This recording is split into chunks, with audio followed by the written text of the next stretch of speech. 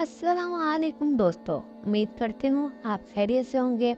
आज फिर हम हाजिर हैं एक न्यू कहानी के साथ। तो अगर आप हमारे चैनल पर न्यू हैं तो हमारे चैनल को लाइक, शेयर और सब्सक्राइब करना मत भूलिएगा। तो चलो चलते हैं हम अपनी कहानी की तरफ। एक नौजवान और बूढ़े माँ बाप। एक नौजवान अपने बूढ़े माँ बाप के साथ किसी महंगे होटल में खाना खाने गया। माँ बाप तो नहीं चाहते थे, लेकिन बेटे की ख्वाहिश थी कि वो इन्हें किसी महंगे होटल में ज़रूर खाना खिलाएगा। इसीलिए इसने अपनी पहली तनख्वाह मिलने की खुशी में माँ बाप जैसी अजीम हस्तियों के साथ शहर के महंगे होटल में लंच करने का प्रोग्राम बनाया। बाप को नशे की बीमारी थी। उसका जिस्म हर लम्हा कपकपाहट में रहता था और ज़हीफ़ा माँ को दोनों आंखों से कम दिखाई देता था।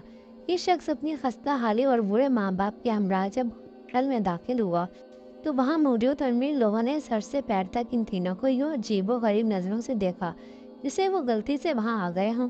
खाना खाने के लिए बेटा अपने दोनों माँ बाप के दरमियान बैठ गया। वो एक नवाला अपनी ज़ईफ़ा माँ के मुंह में डालता और दूसरा नवाला बुरे बाप के मुंह में। खाने के दौरान कभी कभी रशे की बाज बाप का चेहरा हिल जाता तो रोटी और सालन के जरिए बाप के चेहरे और कपड़ों पर गिर जाता। यही हालत माँ के साथ भी थी। वो जैसे ही माँ के चेहरे के पास नवाला ले जाता तो नजर की कमी के बास वो अनजाने में इधर उधर देखती तो इसके भी मुंह और कपड़ों पर खाने के दाग पड़ गए थे। इर्द गिर्द बैठे लोग जो पहले ही इन्हें हकीर निगाहों से देख रहे थे, वो और भी मुंह चढ़ाने लगे कि खाना खाने की तमीज नहीं है और इतने महंगे होटल में आ जाते हैं। बेटा अपने माँ बाप की बीमारी और मजबूरी पर आंखों में आंसू छुपाए, चेहरे पर मुस्कुराहट सजाए, इर्द गिर्द के माहौल को नज़रअंदाज करते हुए एक इबादत समझते हुए इन्हें खाना खिलाता रहा। खाने के बाद वो माँ बाप को बड़ी इज्जत और एहतराम से वॉश बेसिन के पास ले गया।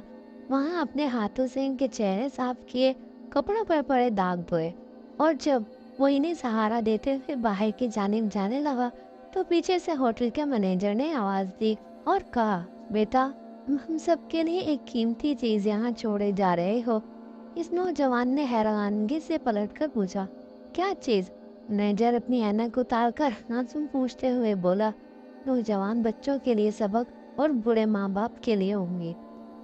उम्मीद करती हूँ आपको हमारी ये कहानी भी पसंद आई होगी और इससे एक अच्छा सबक भी मिला होगा। तो मिलते हैं नेक्स्ट वीडियो में, तब तक के लिए अल्लाह हाफिज़।